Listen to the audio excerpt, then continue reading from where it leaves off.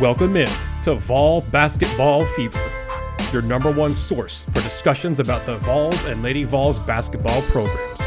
Subscribe to the channel so you don't miss a video, and check in every week for new episodes of the show, video breakdowns, and more. Now, on with the episode.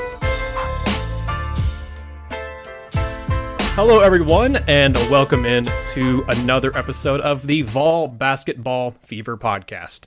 I am Nathanael Rutherford, joined by a special guest for this episode, Ethan Stone. He used to write for the Daily Beacon at the University of Tennessee, but now writes for Five Star Preps. And he told me he had something coming. He can't really talk about it, so I'm not going to tease it too much. But Ethan, thank you so much for joining me as a guest on the podcast. Yeah, how you doing? I'm doing good. It's a little stormy in Knoxville here. Hoping they don't delay that baseball game tonight too much. But I'm doing great, and I'm ready to talk some Tennessee basketball. Yeah, for those of you watching on YouTube or listening or wherever you're, however you're consuming this, if you hear any thunder in the background, we're recording this Friday afternoon, like right around after work time, around 5:30 or so. So starting like literally as we're getting set up, we both heard thunder. We're like, cool, good timing. So hopefully it won't be too bad, won't be too distracting to anyone who's listening here. But again, thank you, Ethan, for coming on. Gene Henley and I will hopefully be able to record next week. He's been very busy. I've been busy with different stuff, so we've just both haven't been able to connect and with times that work out for our schedules to record. And this week I wanted to put off to later in the week with Julian Phillips announcing, so that'll be the first thing we get to. But before we get into that, I want to say thank you all for listening and tuning in. If you're on YouTube, please subscribe to the channel while you're here and give this video a like. And if you're listening on your podcast app of choice, if you aren't subscribed, please do that. And also, if you're an Apple Podcast, and that's where a lot of you listening to on podcasts, leave us a 5-star review. Would really, really appreciate that. And you can do the same thing on Spotify, but you can't leave a written review on there. So if you want to write us a review on Apple Podcasts, that would be fantastic as well. Well, Ethan, as I said, going to talk right off the bat here about Julian Phillips. Tennessee lands the big fish. And it's funny, I was thinking if I was going to have Gene on here, he and I could reminisce, because literally like a month, maybe not even a month ago, but definitely a month ago on the podcast, when we had a mailbag episode and people were asking us questions about, who could Tennessee add and whatnot. They're talking about Tyreek Key at that point. We're talking about Yuri Collins at that point too, and then talking about Phillips. And he and I both agreed at that point, like a month ago, we didn't think Tennessee was going to land Julian Phillips. And to be fair, about a month ago, it didn't look like Tennessee was going to land Julian Phillips. But that's how recruiting changes. And then now Tennessee, on Thursday, the big announcement, Julian Phillips did it on the CBS Sports, one of their shows they have, I think CBS Sports HQ, announced that he's going to Tennessee. Ethan, I don't think it can be overstated that how big of an addition this is, kind of a quote-unquote late addition, I guess, too, to the 22 class for Tennessee that just had B.J. Edwards signed currently in the class.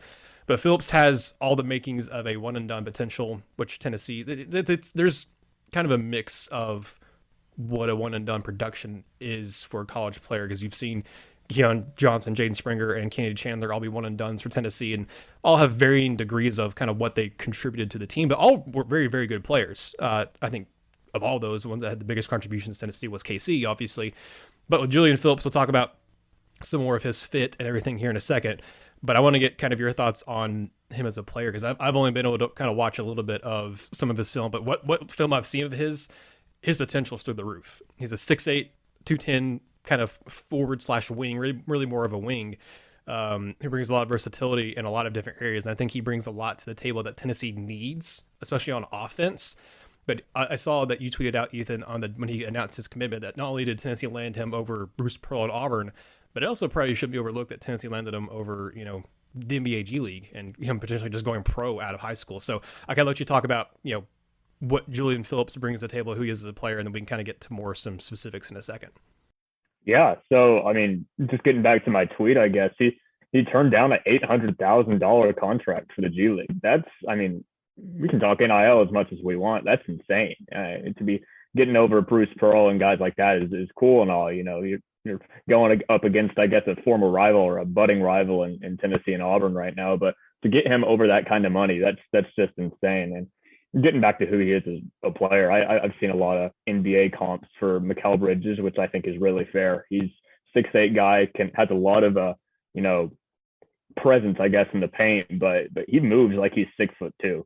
He moves like a point guard. He can finish at the rim. He has the ability, I guess, to get downhill. Just a great player, I guess, on the outside, can shoot the three. For a 6'8" guy, it's not something that you can say for a lot of people. actually on the Chase Thomas podcast earlier with Ryan Shumpert, and we were talking about how just he really ups Tennessee's ability to just kind of do whatever they want. Like this signing puts, I mean, the small ball lineup, for example, you can have Josiah kind of roaming around at the 4 or the 3, and Julian Phillips in the same, in the same vein. You can put Santi Vescovi at the point guard position, Zakai at the point guard position, really whatever you want. You can really move around how much height you want to have with this guy. And I feel like that's the most important part when you're talking about Julian Phillips and his addition to this class, what he brings to the table. Yeah, that was one of my thoughts too. Is does he play more of a 3 because he is kind of a wing? So does he play more on the perimeter? Because I don't see him. Despite him being 6'8", I don't see him being a post guy down low. Like I don't see them trying to use them like they were trying to use Brendan Huntley-Hatfield, for example. To me, he's a more. I think what Brendan Huntley-Hatfield wanted to be at Tennessee. I think that's what Julian Phillips could be because he's just built differently. But Huntley-Hatfield had the body of a guy that could/should have been, a really good 4 and what Barnes wants to do. I don't think we'll see Phillips play, to me, at least not like a traditional 4. I think he plays more through it. Like you said, I'm going to be interested to see if Camwaugh's in there. Does he start? Is he the 5? With Urush is in there, he'll be a 5, obviously. But do we see a lineup that has, a Camwaugh at the 5, or maybe Adu, but Camwaugh at the 5, Josiah at the 4, and Julian Phillips at the 3, which would be weird because usually you go from descending order of tallest to smallest in terms of 5, 4, 3, 2, 1 in the spots. Maybe kind of, I don't know, because Josiah's had a lot of experience playing the 4 the last couple seasons for Tennessee. He's kind of an undersized 4. But with his defensive skill set, he's able to guard those guys that are 6'8", 6'9", that play 4 or play more traditional 4 roles and other offenses for other teams that Tennessee plays. So the versatility that I think Phillips brings is going to be really interesting. And I think, again, Tennessee still has some spots left on the roster, which we'll talk about in a second, and where Tennessee might go there. But yeah, the versatility for the lineups this year, just looking at what Tennessee is returning, because again, assuming Josiah and Nevesky come back, which I think they're going to, especially with the Tennessee official Twitter account like interacting with Josiah and stuff recently, like it just seems like he's going to come back. Both those guys did not get NBA Combine invites like Kenny Chandler did, so again, congratulations to Kenny Chandler on that. We haven't recorded since that was announced, but he did get an invite to the Combine, which will be taking place next week, starting May 16th in Chicago. So I'll be interested to see his numbers he puts up there.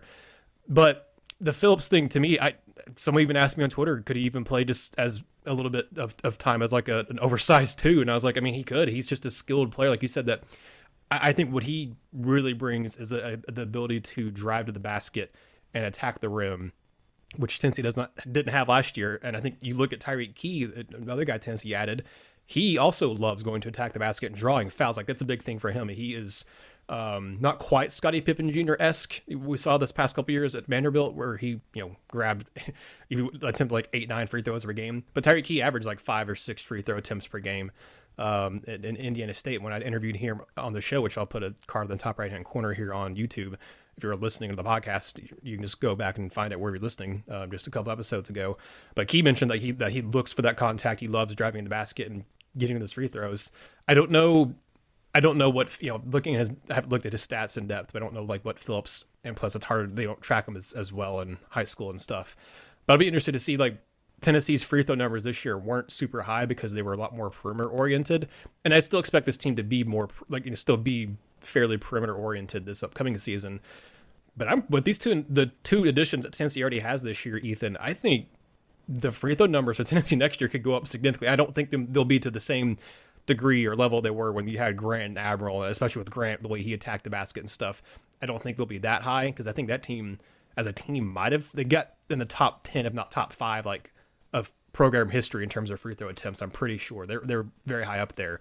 I don't expect this upcoming season to do that, but these two guys especially, I think Tennessee really needed someone who could attack the rim, and I think they got two guys who love to drive to the basket and make the defense crash, and if they don't get the rim and score, they can dish back out and have a wide open 3.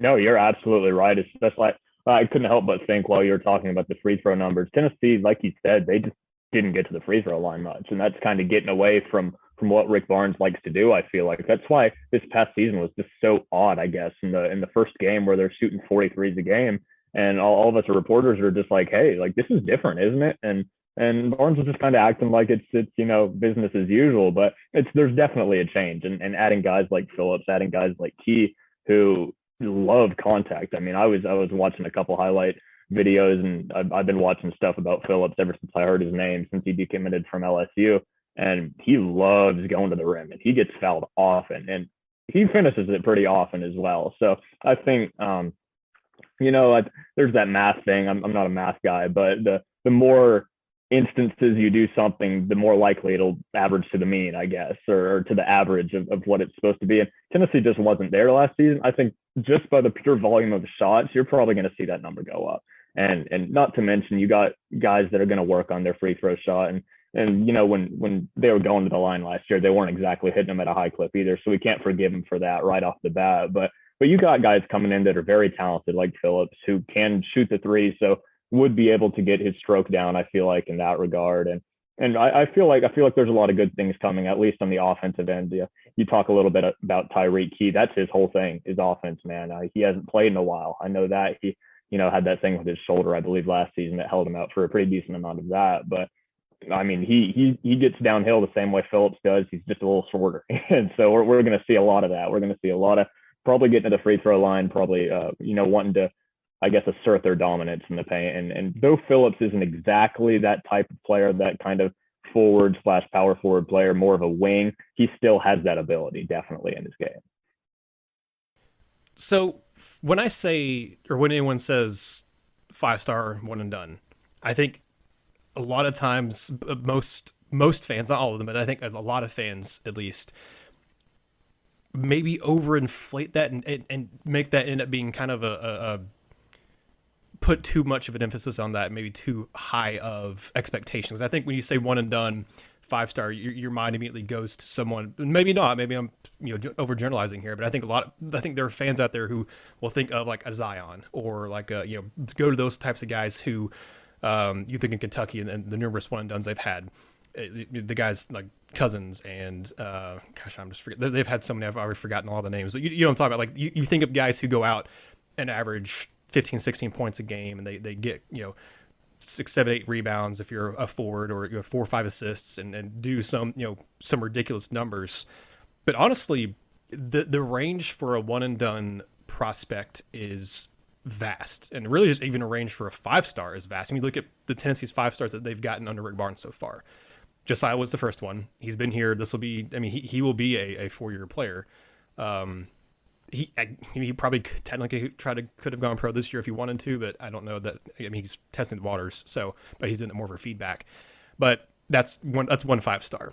You look at the 3 that have been one and dones, and those would be like Jaden Springer, Keon Johnson, and Kennedy Chandler for the last few years in terms of one and done players. And then obviously the other 5-star that Tennessee got under Rick Barnes was Brendan Huntley-Hatfield, who was one and done at Tennessee, but not because he went to the pro route, but because he transferred to Louisville.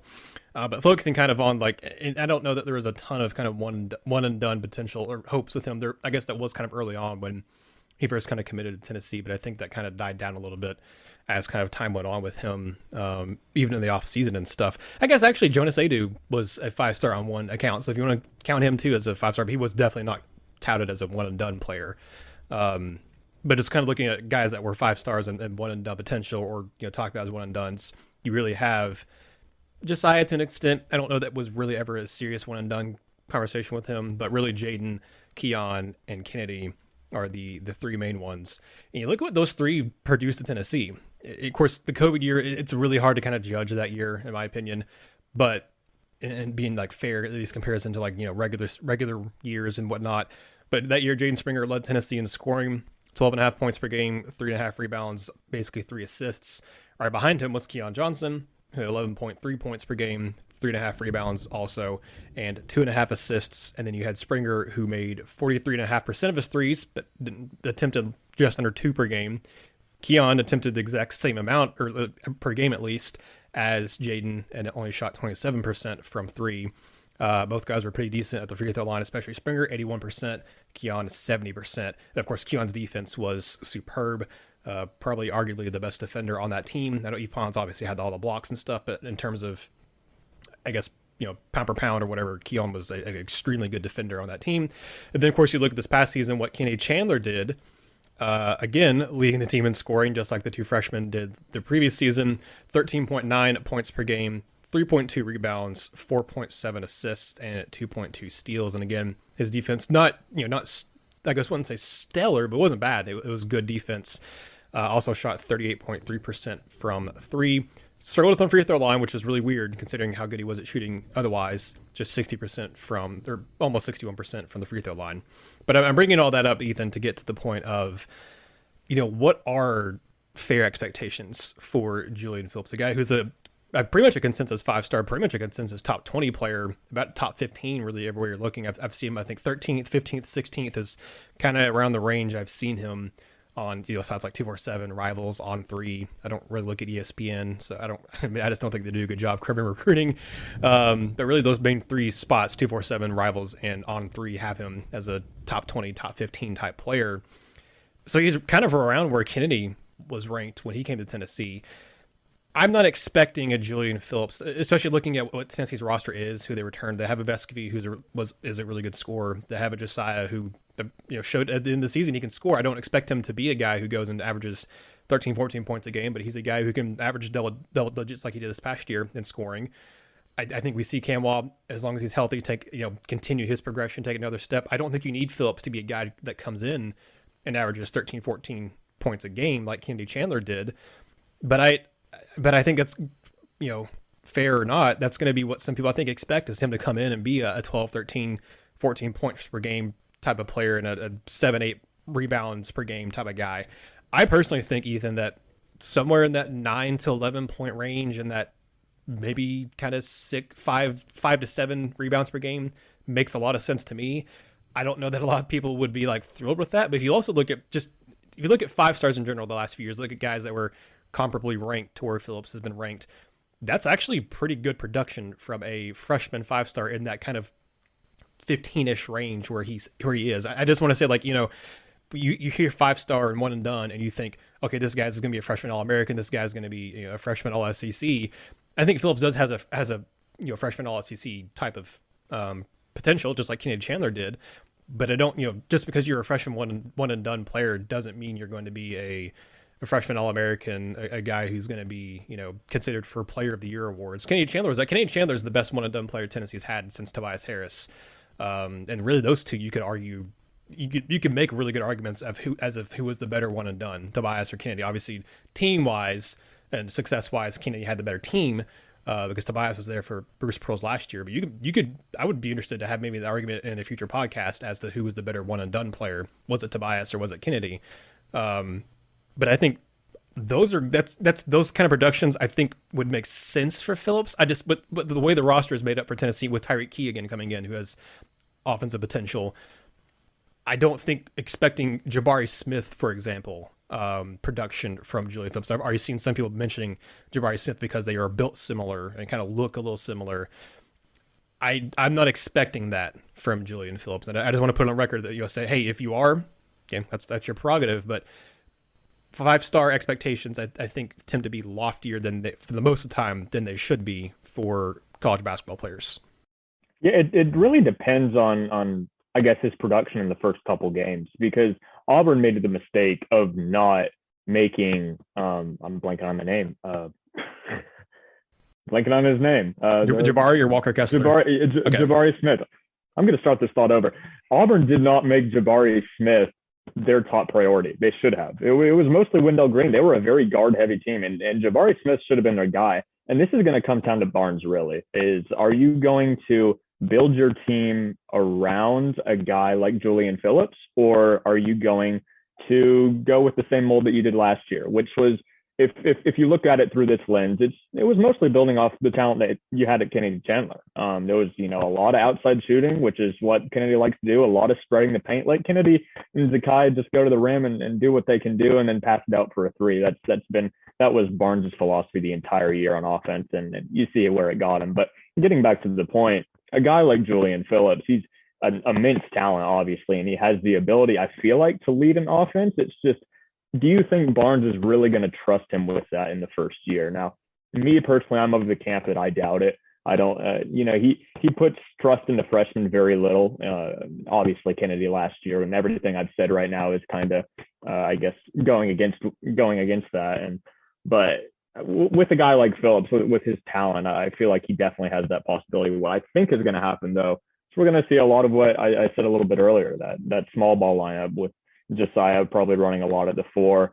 I'm going to be very interested to see if Olivier Comwa starts at all this season. I mean, he's going to play obviously as a role player, but I would be very interested to see if Barnes even has him starting. It really depends on what he sees from Julian Phillips when he gets to campus, and if he can be that 5-star that Keon Johnson, that Jaden Springer were when Kennedy Chandler was when they first got here. Is this going to be another Brandon Huntley Hatfield situation where, yeah, he has the potential, but he's not ready right this instant to be, a big time college basketball player. And we see how that ended up. But, going back to what I've said, I'm kind of repeating myself here, but I think Olivier Comwa is going to be the real piece here. What are you going to do with him? Because he's going to be coming back from an injury, and he's going to want to have a great year. He's going to want kind of a bounce back thing going on. And I feel like he definitely has the talent to be there. But if you got a guy like Phillips who plays a lot of the roles, very similar to him, but could fill that better in a small ball lineup, I just don't know what he's going to do. It's very interesting the amount of things that Barnes has at his repertoire now that Julian Phillips is on the team. When he wasn't, there was a lot of relying on a sophomore point guard in Zakai Ziegler to run the team. There was a lot of relying and hoping that Josiah Jordan-James and Santiago Vescovi are going to come back from the draft, which I must say I expect them to do that, but it's still a what if. And Tennessee kind of whiffed on Yuri Collins earlier. When you don't get a guy like that, and giving it all to Zakai and 4-star BJ Edwards, who has struggled on the defensive end at Knoxville Catholic. And so there's just the thing I feel like that Phillips really brings to the squad this season is, will he be a one and done? Most likely, but will Barnes build the team around him? That's what I'm more interested to see. Yeah, those are all really good points. I was looking specifically at scoring. This, I guess, kind of goes into the points we're talking about. I'll play a little game and see if you can guess it. For those listening, I'm curious to see if listeners can guess it. Ethan, if you had to guess, out of the games Tennessee played last year, how many times did Kennedy Chandler lead the team in scoring? Because I have the answer. I'm curious if you could guess it.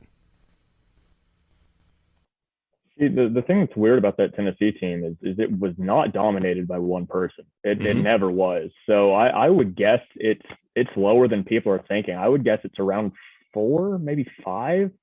That's being nice. Am I wrong? Out of 35 games, he led the team in scoring 7 times last season, and 6 of those came after Tennessee entered SEC play. So that was, looking at, like you said, it really, as the team went on, it felt more and more like Barnes was building the team more and more kind of around Kennedy Chandler. I think that's reflected in the scoring because, again, like you said, it wasn't dominant. Vescovi really was the guy who led the team the most in scoring. I didn't count his up, but seeing his name here on ESPN, the high scoring, like he's the most by far. Like I don't know that there's, I think Kennedy Chandler is probably second most, and he's 7. And Josiah Jordan-James was 4 times, which is interesting to me. But yeah, I mean 7 times out of 35, that's 1/5. Yeah, I can do football math. 35 and 7. That's 1/5 of Tennessee's games was Kennedy Chandler the leading scorer. But again, 6 of those 7 came after Tennessee entered SEC play. 6 of those 7 came after Tennessee's road loss against LSU. That was his second time he led the team in scoring, was that road loss against LSU. And then the rest of them came after that point on January 8th. So his first time was probably easy to guess, early in the year when Tennessee was on the road at Colorado in December. So yeah, I think you make all great points about what Tennessee could look like and kind of what they were relying on before landing Phillips and Key. And you also mentioned Yuri Collins. That brings you back to the next kind of talking points I wanted to have here on the show. And that is kind of looking forward. Tennessee gets Tyreek Key. They get Julian Phillips is a huge addition to this team and has a lot of potential. Of course, knock on wood, staying healthy, especially for Tyreek Key too, who just had the shoulder issue last season. But he's recovered well, and if you, again, go back and listen to the interview I did with him, he's doing fine. It looks like he's feeling fine, at least. But looking ahead now, Tennessee still has roster spots available. You still only brought in B.J. Edwards, Julian Phillips, and Tyreek Key as your 3 additions to the roster. but you've had so many guys leave in terms of going to the NBA, in terms of graduating, in terms of transferring. You still have spots open, I believe, for 3 more additions. Two of those guys that Tennessee's targeting, who I think they have a really good chance at landing, are coming in this weekend, Ethan, and that is Tobe Awaka and DJ Jefferson, two prospects, which we'll talk about them in a second. But I want to go to the point guard conversation because I think that's really intriguing. Because you mentioned they missed out on Yuri Collins. He decided to stay at St. Louis, which, that's his prerogative. I don't blame him for doing that. But they also, one of the targets they had reached out to, Lofton, who's going to represent Bonaventure, just announced today that he's going to Florida. So Tennessee will have to play against him, and I don't like that because I think he's a good player. And also Mike White is no longer at Florida. So they can only go up, in my opinion, in terms of their coaching down in Florida. So that'll be interesting to see how Tennessee does against him, how he does at Florida. But really, it seems like right now you have, I think there's maybe a couple other names that have been out there for Tennessee on the point guard front, but it's kind of Tyrese Hunter and then what after that, because he's visiting Texas this weekend. That's gonna be his last visit, I think, of the officials he's taking. He visited Tennessee recently, not so long ago. Really like Tennessee from what I gathered, but again, I don't know that Tennessee. He's also considering Gonzaga, Purdue, Texas. I think they have more potential kind of immediate path of playing time in terms of him being the main guy. At Tennessee, he would, I still think, get a really good chunk of minutes, but you would be platooning it kind of more or less with Sakai Ziegler, and then also BJ Edwards is looking to play. He's a really good player. It's just a matter of how much does he play as a true freshman. I feel like Hunter probably goes to Texas. Again, he's visiting him this weekend. I don't know when he's going to be announcing or anything like that, Ethan, but if Tennessee misses on Tyrese Hunter, is it worth still going after a transfer point guard? Because I saw this posted, I think, on the forums on Vol Nation. So shout out to the Vol Nation forums. Somebody posted, how far down of a list do you go before just putting in Vescovy as a backup point guard is a better option than some person you're going to grab at the transfer portal? Should you just save that spot for the 23 recruiting class or the 23 transfer cycle? And I think it's a fair question. If Tennessee doesn't land Tyrese Hunter, Ethan, there's still a couple guys out there, I think, in the transfer portal that I would look at from a point guard perspective. But at some point, it's the law of diminishing returns, where the further down that list you go, you might just be better off using, a sophomore and a freshman, and then having Vescovy be, I wouldn't say an emergency, but a guy you put in there. He's better off the ball. I would much prefer to have Vescovy off the ball, because we saw this past year he flourished when he didn't have to be the main ball handler, and he wouldn't have to be the main ball handler, but having him come in there and be a point guard for 5 minutes to give Ziegler a rest would be not ideal, but it'd be better potentially than a guy you can go pull from some small college that would not be a big fit at Tennessee. So if Tennessee doesn't get Tyrese Hunter, what are your thoughts on going and getting a transfer point guard? Because I think it's still worth it, but you're getting very dangerously close to the point where it's not going to be worth it if you don't get Tyrese Hunter. Yeah, BJ Edwards is an emergency option, but that doesn't mean that he's an awful option by any means. I mean, the guy is going to be your guy. And as much as Barnes likes to take him off the bench, you don't have Kennedy Chandler. He's not walking through that door anymore. So the guy is going to be the dude. Unless Tyrese Hunter, and like you said, that's might be a pipe dream. With Courtney Ramey leaving Texas, Tyrese Hunter going there seems pretty likely, in my opinion. And if Tyrese Hunter does show up, I feel like he'll get the start over Zakai. I really do. I think he's a fantastic player. He did really well at Iowa State, but I feel like Zakai is going to be that guy. BJ Edwards, like I said, an emergency option. And there's guys like Courtney Ramey that you could maybe go after. He'd be a great option if you could land him. I'm not sure how many talks Tennessee has had with him. Another guy I really like is Malachi Smith. He's not really a true point guard out of Chattanooga, so I'm not really sure if you're really adding anything there to really help Zakai out. But you can ask Gene, anyone who's listening who listened to a couple podcasts ago. I would love Malachi Smith to come to Tennessee. You're right, he's not a true point guard, so I don't know that really addresses your need. But God, I'm a huge Malachi Smith fan. I would love to see him in the orange and white. Don't think it's going to happen, but man, that would be there's not a guy I've wanted more that I don't think there's a realistic shot of him coming to Tennessee than Malachi Smith as a transfer. I would love for him to come here. No, I agree with you 100%. But yeah, getting back to the point guard problem, the other thing that you say that's I think really interesting is Santiago Vescovi, he could absolutely act as that backup emergency point guard if BJ Edwards really does not turn out to be what Barnes, I guess, wanted him to be. Now, it's not the end of the world. I'll say it 1,000 times. Zakai is a perfectly reasonable starting option. Now, when you want to give him rest, BJ Edwards, it's not going to be the end of the world. He's a fantastic offensive player, and I feel like he could really flourish in an offense that moves the way that Zakai and Kennedy moved last season. It's just he's not, I feel like, going to be able to immediately lock in on the defensive end the way that Barnes demands his point guards do. And if that's the case, then we're not going to see a lot of BJ Edwards. It's as simple as that. And Barnes will figure it out from that point. Having a guy like Phillips, like Julian Phillips, come in, that can really stretch the floor and really, I guess, give Barnes the options, kind of like we were talking about earlier, to be able to, I guess, mitigate that problem. So if you have to reach for someone and you're Tennessee, I wouldn't bother. I would not bother. But if you can get a guy like Tyrese Hunter, that just makes this team go from top 15 to easily, comfortably top 10 if you've got a guy like Tyrese Hunter going in. But with a cast like Gonzaga, Texas, Kansas, that's going to be difficult to do. Yeah, he's a probably. I mean, he's the top point guard option remaining in the portal, in my opinion. But like I said, look at the teams he's going, like, that are interested in him, that he's visited, that he's looking at, and that's all you need to know about how good of a player he is. And when Gene and I talked about him on the podcast, that Tuesday or Wednesday, like that week after Uri withdrew, like Tennessee landed Harry Key, and then Uri withdrew his name for the transfer portal, said he's staying at St. Louis, and then like within 48 hours of that happening is when you had Tyrese Hunter release his top 6 and Tennessee was in it. Everyone's like, oh, okay. Or like, look, there's still hope here. He would be a huge addition. Again, though, it just feels like Texas to me for him. And I would love to be wrong, because for him, I don't think it's about NIL necessarily, because I mean, Tennessee and Texas, those two schools can provide an NIL, and Kansas for basketball could provide NIL like big time. I think for him, it really is about wanting to improve his play and get to that next step of, you know, pursuing his NBA dreams or professional dreams, whatever it is, overseas, NBA, whatever. And then also like being on a bigger stage than where he was, and playing with a better team than where he was too.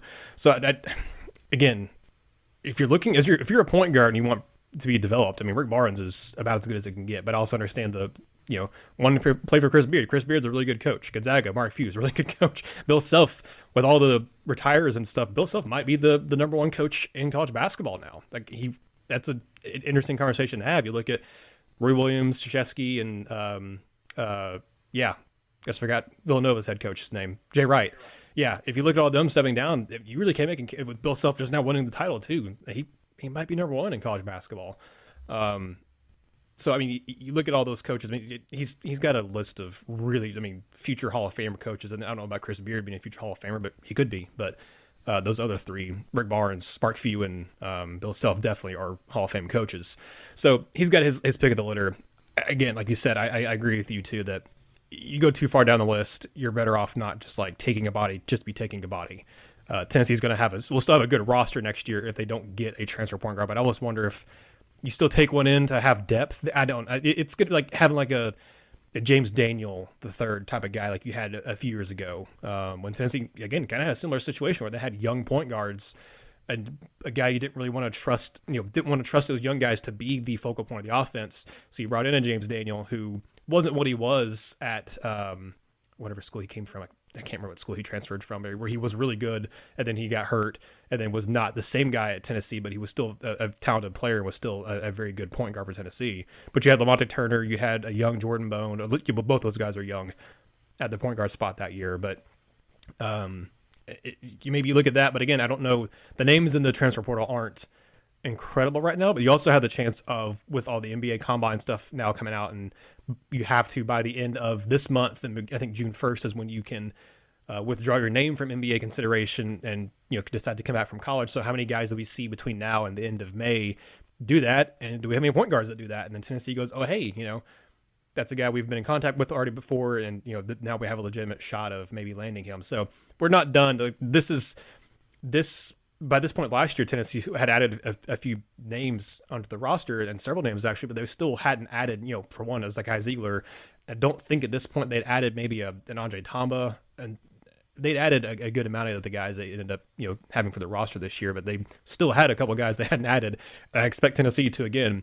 It'd be by the time we're in late May and into June, and the roster still have a spot open potentially. So we'll see about the point guard. The two names that are coming in this weekend on the recruiting front, Ethan, that are very intriguing are Tobe Awaka and DJ Jefferson. Awaka is a post player who really, both these guys are guys that really emerged here recently after having some, I guess, kind of late spring tournaments. For DJ Jefferson, it was the Iverson Classic. For Awaka, it was the Peach Jam, which is the same thing that happened with Zakai Ziegler.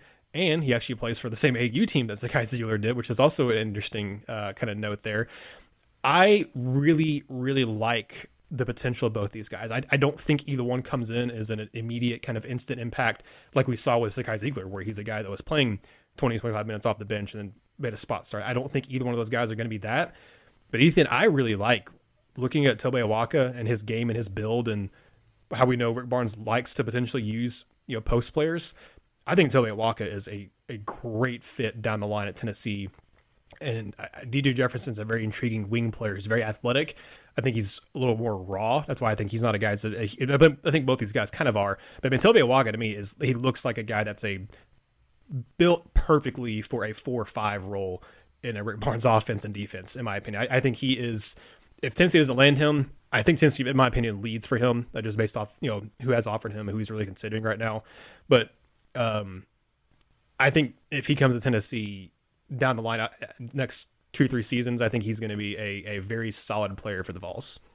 Yeah, I was coming back from a final on campus today. I saw Zakai go into the training facility right next to Thompson Bowling Arena, and that's actually Awaka is visiting, I believe, today and tomorrow, and so there's a possibility he's going to check him out and maybe shoot a couple hoops here and there. But I bring up Zakai because I just cannot help but see the Zakai parallels there. I mean, not necessarily, obviously, completely different player. Let's throw that out the window first, but the fact that they both come from the same AAU team, they're both really not, I guess, well recruited. I believe this Awaka, I don't think he has any stars on 24/7 at the moment.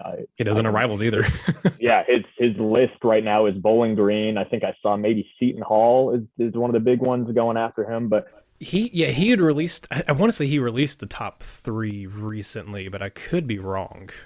I must have missed that. But I had heard his name for a while, and I agree with you 100%. I think he has the makings to be a really, really good player in a Rick Barnes offense, and he seems to like those guys that are just scrappy. The guys that kind of like Zakai, I feel like can play an underdog story. You think about Grant Williams. He's the number 191 rated prospect 3-star guy, and now he's contributing for the Boston Celtics in the NBA. So I feel like that's the perfect type of guy that can just bud in Rick Barnes' system and really turn into a decent player. And I feel like similarly to you, I feel like he's kind of a lock for Tennessee at the moment, just based on the amount of talent, I guess, and notoriety that the teams have that they're also going against him. About Jefferson, I don't know much about him. I'm going to be 100% honest, straightforward with you. I know he's a 3-star guy, Richardson, Texas, and at the moment, he's just another body. I feel like he's a guy that can be very similar, maybe to Jemima Shack, Quentin DeBunji this past year. He can, fill that role on the bench, come in every once in a while when it's needed. But really, you just need those dudes so you can build them up, because they got to come from somewhere. And it really doesn't, as I've been talking about with Awaka, Barnes really doesn't care about the stars. He cares about the work ethic that you put in. And I feel like Jefferson would be able to fit that mold just as another guy to add to the roster, because when you look at it, Tennessee's got their starting people and they've got their backup people. There's 9 or 10 players that could legitimately see some pretty good playing time, especially adding Phillips and adding BJ Edwards probably coming in after Zakai. So there's not many, I guess, minutes remaining on this team for next season. The worry is if someone goes down with an injury. That's obviously chief number one. DJ Jefferson should not by any means be playing legitimate minutes for the Vols next season, but that still doesn't mean that he's not a noteworthy addition to the cause. Yeah, no, I was wrong. It was not Tobe Awaka didn't put out a top 3 or top teams, whether it was DJ Jefferson. I knew he did, but I thought Awaka did too. But Jefferson's top 3 were Tennessee, Wake Forest, and Washington State. But he's got another offense. He's a guy that he's just so interesting. He's a top 50 prospect on three. But then, like you mentioned, he's a 3-star everywhere else. Like some other places, I don't think have updated a whole lot since the Iverson Classic. I know 247 just did an update, but I know apparently they didn't take into account the Iverson Classic. I don't know why. But that's really where he kind of exploded. But yeah, he's the number 45 overall prospect, a 4-star on three. Which, if you're looking at like kind of other rankings, that is, you mentioned Jemai Meshack. That's kind of where he was. He was around the top 50, kind of inside the top 50 in the rankings. So like, I'd agree with you. Like he's a guy that I think would be expectation wise, I wouldn't expect him to be a big contributor in year one, wherever he goes. If he goes to Tennessee, if he goes to Wake Forest, if he goes to Washington State, like I wouldn't expect him to be a huge contributor any of those schools, regardless of where he goes. But he is a guy that's really risen up the ranks. He's got, again, very athletic. He has picked up a lot of offers recently. I want to say he's gotten offers from like Iowa State and Creighton and whatnot. So again, some pretty good schools over the last few years in college basketball. Trying to see if I can find his like timeline if On3 does a little offer timeline, and I don't see that they do. So yeah, he was once committed to Tulsa, and he decommitted from them in March, and that's when he's really kind of blown up since then. So yeah, both of those guys, though, are visiting this weekend. Like you said, I think Awaka, as we're recording this, might already be on campus. Hopefully he's staying safe in the storm that we are experiencing here in Knoxville right now. But I think like those are the three names to kind of keep an eye on right now are Hunter, Awaka, and Jefferson. I think there's a pretty decent chance Tennessee gets both Awaka and Jefferson. If not, I think they at least get Awaka and again, Jefferson. I mean, playing for C. Forbes would be fun in Wake Forest. That I just be honest, don't really know a whole lot about Washington State's basketball program, what they've been like the last few years. But I mean, those are pretty good schools for him to be committed to Tulsa, and then have three, more than that, but three high major offers and have three high major schools as your options, as you were committed to Tulsa like 2 months ago. So really, Ethan, kind of, I guess, wrapping up a little bit here on the show, like the roster to me, there's still more pieces to be added, but I look at what the roster looks like on paper right now. Again, this is assuming that both Josiah and Vescovy come back next season. Again, I think they will. If Camwa, you mentioned him earlier, as being kind of the X factor in a way, I think, I can't remember the exact wording you said, but him being a kind of a big piece for this team next year.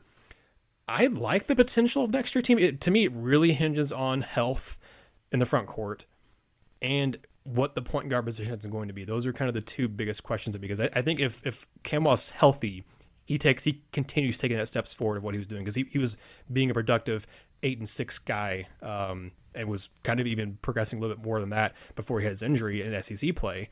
But starting to finally, against better competition, actually putting up some pretty good numbers and was looking better against SEC competition before the injury against South Carolina. Jonas Adu, I think, has an immense potential. How big of a step does he take in year two under this coaching staff?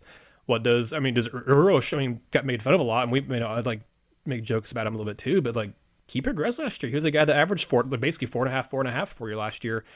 And if he gives you that again this year, or maybe ups it to 5-5, like, that's solid contributions off the bench from your five guy. That's your backup five. I think the potential for this team, I think the ceiling probably isn't as high as this past year's, but I think the floor is basically the same, maybe even a little higher of a floor. I think this team, again, it depends on kind of who they add. It depends on what the point guard position does. This team could be, again, another kind of Sweet 16 potential type team. I think next, again, we're in mid-May. There's so much more left to happen. It also depends on what happens in other SEC schools. You look at the recruiting that some of the schools have been doing, some of the transfers that teams have brought in. The SEC is getting stronger and stronger every day, it feels like. Again, it's all loft and go to Florida. But I think, Ethan, to me, I don't want to say the potential of this team is better than this past season's, because I don't think it is, unless maybe if you get Tyrese Hunter, it is. But I think what you have right now, I'm looking at what you could potentially add. I think this is going to be, again, you mentioned it, they're a top 15 team preseason, and I think that's fair. I think they will be a preseason top 15 team, even if they don't add another big difference maker like a Tyrese Hunter. I think this will still be a team that, analysts and media folk will look at and say, okay, they're returning, they've lost a lot of guys, but a lot of those are bench players. They're returning a big chunk of their production, a lot of their starters. And they're going to be a team that's going to be another top 4 SEC team. If you're a top 4 in the SEC, you're a top 20 team in college basketball now. Yeah, you touched on exactly what I was going to say. That I feel like there are two major, I guess, things this off season that really, I guess, raised the floor for this team, and that's you've added veterans, not added veterans, you've kept veterans, and all the guys that have left, it's not like any of them are a huge, press the panic button type of thing. You got Brandon Huntley Hatfield leaving, which is probably, I guess, the highest quality of the entire group, but it's not like he was setting the world on fire by any means.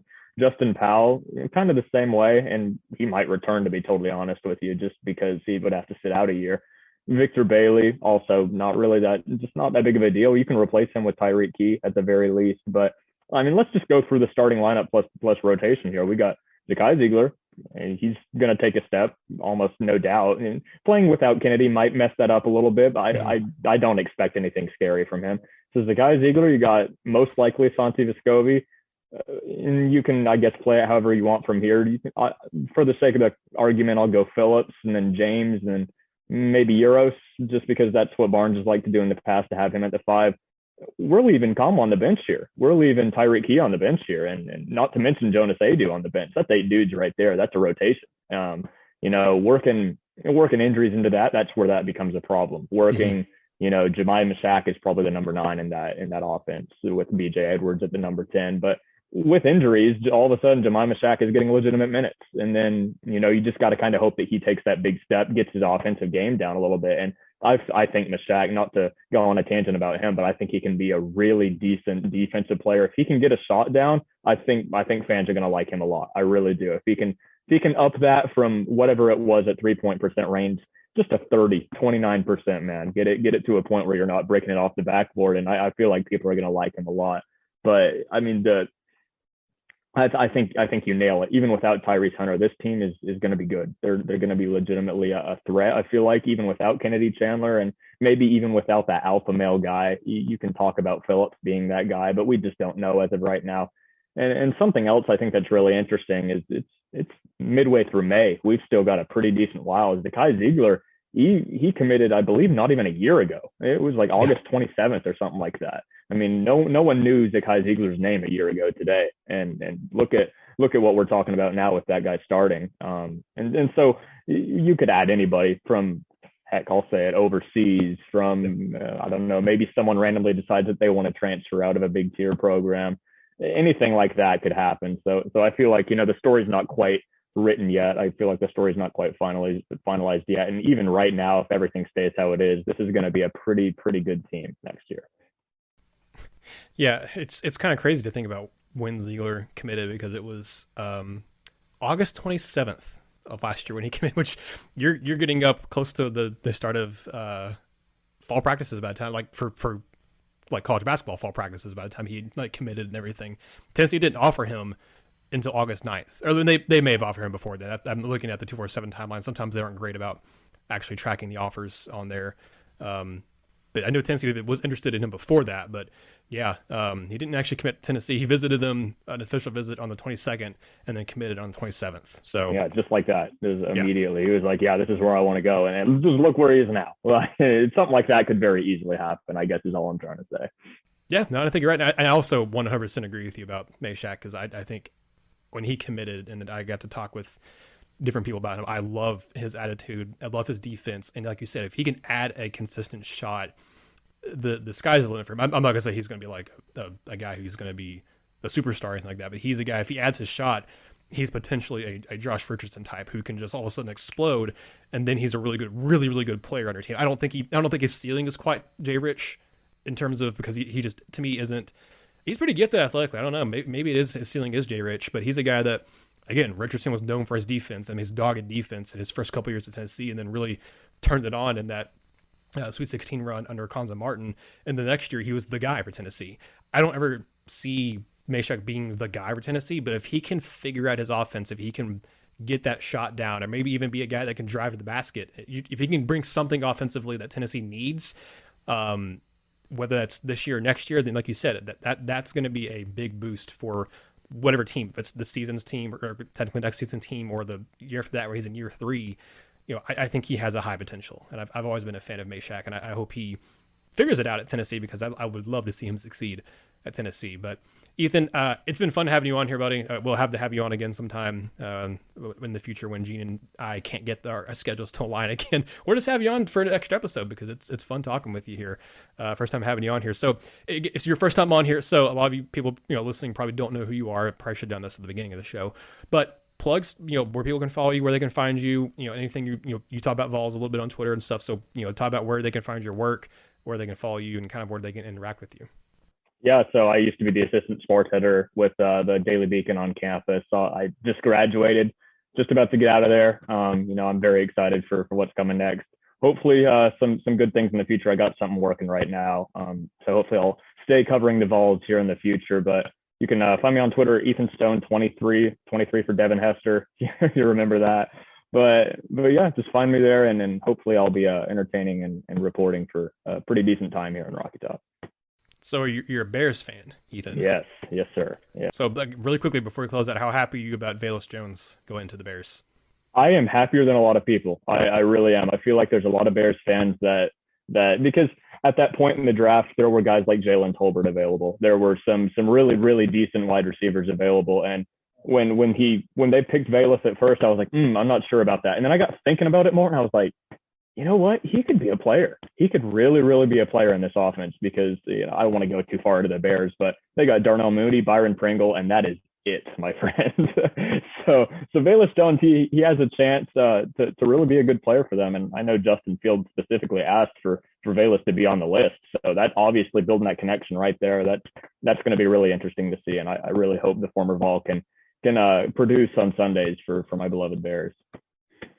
Well, I hope for your sake that he can too, and I hope for Velus' sake he can, because I like Velus not just as a player, but as a person. He seemed like a really just nice, cool guy, and I like his personality. So I hope he succeeds there. I hope he's the next Devin Hester, because he's obviously going to be used on special teams for you guys. So hopefully he's the next Devin Hester for the Bears. But thank you, Ethan, again for coming on here. That would be, again, I'll put your Twitter and stuff on the description for the podcast and on YouTube, so people can just easily click there and find you on that way. But again, thank you all so much for watching or listening, however you're consuming the show. If you're on YouTube, again, please subscribe if you haven't already. Share this with Vol fan friends, or if you're, friends or family with Julian Phillips, we'll love to have your comments and stuff here on the show. Leave a comment down below on YouTube or subscribe to the podcast. We'll be talking about him, I'm sure, a lot in the next year or so for Tennessee basketball. So thank you all again. Signing off for Ethan, I am Nathaniel, and this has been another episode of the Vol Basketball Fever Podcast. Thank you for watching Vol Basketball Fever. Give this video a like and subscribe to the channel while you're here. We appreciate all your support, and the show wouldn't be possible without Vol fans like you. Thank you.